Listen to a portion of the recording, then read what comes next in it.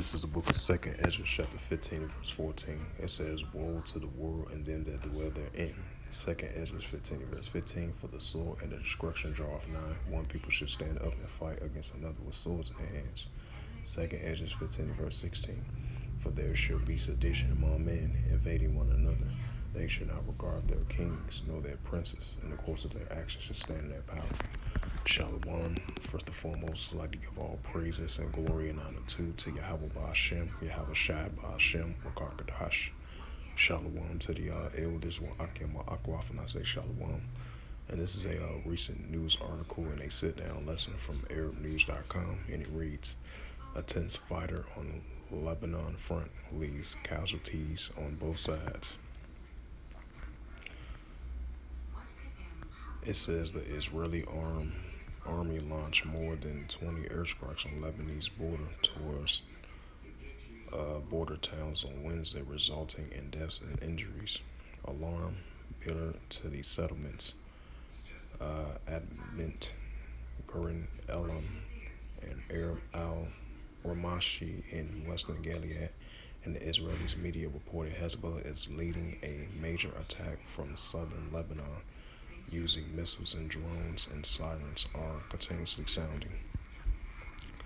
The Israeli news site said injuries occur among the Israelis in the north due to the missile strikes carried out by Hezbollah and Avram, and the situation is difficult.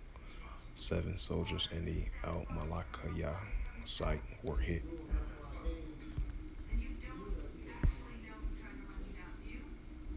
Several killed and others injured in a combined operation involving missiles, cyber and suicide drone attacks. Hezbollah attacks also target the settlements at Kiryat Shemuna. If I pronounced that right. It says one outlet said a reservist soldier has been killed, while others reported power outage in Avamam and Doved as a result of Hezbollah's shelling. Israeli army spokesperson confirmed airstrikes were launched at Hezbollah-affiliated targets in 6 areas in southern Lebanon, and the Israeli warplanes raided the party's military buildings in Kavalikia and Alta and Al-Shaba, Akayim, and Maram al-Ras. 10 airstrikes hit the forest area stretching from the outskirts of Antillia, Al-Shab, to those of Mount Ramiyah within a few hours. The raids continue on the towns of Yarmouk and Jabrak, Kabrakelia, the outskirts of Rabhan, and Amartia and Kel Amim. One house of Kalayim was completely destroyed. Paramedics working to remove the rubble from the 3 Hezbollah members have been killed and others injured. It says Al-Taram and Balda were hit with phosphorus bombs, which are banned internationally, while artillery shellings was recorded on the outskirts of the town of Nuquaqulia and Alta Karba and Jabal Balak. And it says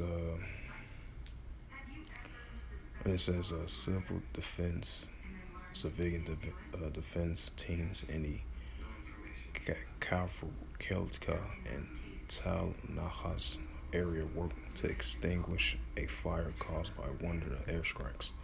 According to the security source, the Israelis military utilized the GBU bunker buster bombs in the airstrikes at Kafar Kelia, renowned for the effectiveness in the penetration fortified structures. These bombs, part of the Israelis' arsenal since 2000, were reportedly replenished, though intensifying American shipments.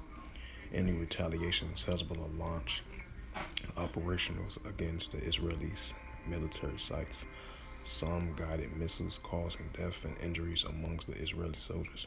Israeli said that Hezbollah said this was a response to the enemy's attack on the southern villages and civilian homes, and definitely Rafah as well too.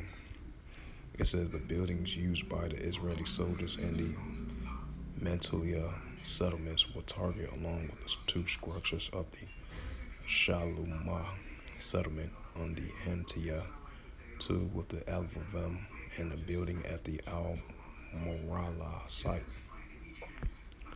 Later, Hezbollah targeted Israeli soldiers at the Repab site, causing direct damage, and the settlement from the organization said it simultaneously target and destroy espionage equipment at the same location.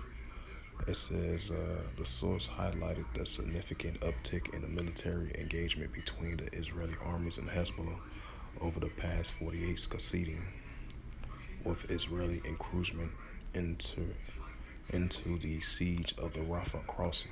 Media reports that Hezbollah has resorted to unconventional weaponry against the Israeli sites in response to Israel's scorched earth tactics along the border, making the area inhospitable inhospitality due to the extensive phosphorus contaminations. The cleanup process aimed to rid the regions of the pollutants used by the Israeli military to devastate crops, groundwater, and soil, and anticipated to span several years.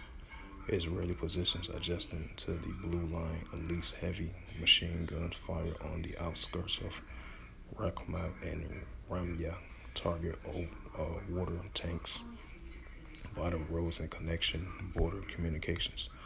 Hezbollah has tied a ceasefire along the southern front and a cessation of hostilities in the Gaza Strip.